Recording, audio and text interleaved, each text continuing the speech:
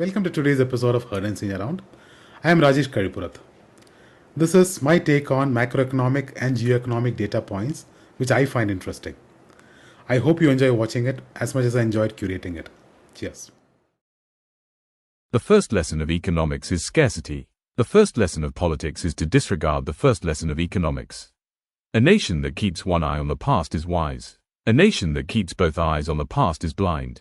Journalism largely consists of saying, Lord Jones is dead, to people who never knew Lord Jones was alive. People often say that motivation doesn't last. Well, neither does bathing, that's why we recommend it daily. Dear life, when I said, can this day get any worse, it was a rhetorical question, not a challenge. The trophy may be gold, but FIFA's real treasure is a broadcast contract. Between 2023 and 2026, FIFA expects to generate roughly $13 billion in revenue.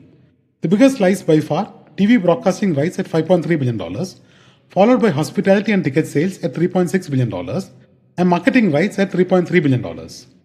In other words, FIFA doesn't sell football, it sells attention.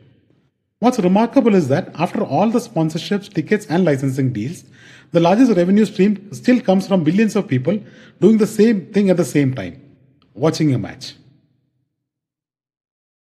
India did not just grow over the last 12 years, it got rewired. The headline numbers are striking. Digital payments jumped from almost nothing to 18 plus billion transactions a month. Airports more than doubled, expressways expanded 6.7 times, and solar capacity exploded from 2.6 gigawatts to over 110 gigawatts. But the biggest story is connectivity. Electricity reached nearly every village. Tap water coverage rose from 17% to 80% plus homes. Internet users surged from 25 crores to 95 crores, and optical fiber spread across 2 lakh plus villages. India has also built entirely new industries. Mobile phone production is up 5.5 times, defense exports have jumped 33 times, and a domestic semiconductor ecosystem has emerged where none existed before. Technological revolutions rarely look revolutionary until suddenly they do. In May 2026, solar generated 12.8% of US electricity, edging past coal at 12.2% for the first time ever.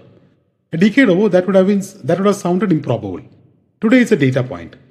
Meanwhile, in China, EVs and plug-in hybrids have gone from niche to mainstream. Internal combustion engines dominated the market for years. Then suddenly, overnight, electric vehicles started eating the chart. The lesson is that adoption curves are deceptive. For years, progress looks incremental. Then one day, the incumbent isn't leading anymore. India's state assemblies have discovered a remarkable productivity hack. Don't meet often and pass bills even faster. That's me being sarcastic, by the way. The average assembly sat for just 25 days in 2025. Some managed barely 10 to 15 days.